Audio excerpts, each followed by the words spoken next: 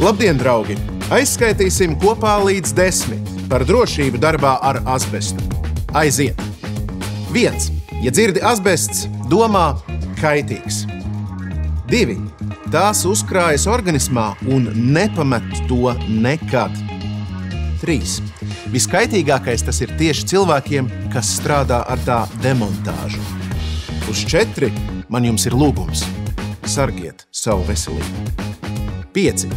Galvenais noteikums – tik līdz atrodam asbestu, sākam plānot tā likvidēšanu.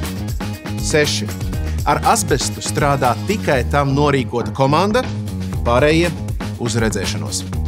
7. Telpas norobežojam, tīrām, ventilējam un tuvumā nesmēķējam. 8. Darbiniekiem drošs apģērbs, kombinzons, kapuce, cimdi, apavi un sejas maska. 9. No asbesta atkritumiem atbrīvojamies nekavējoties. 10. Sargājam apkārtējo vidi no piesārņojuma. Atkritumus vedam uz tam domātu vietu un slēgtos maisos.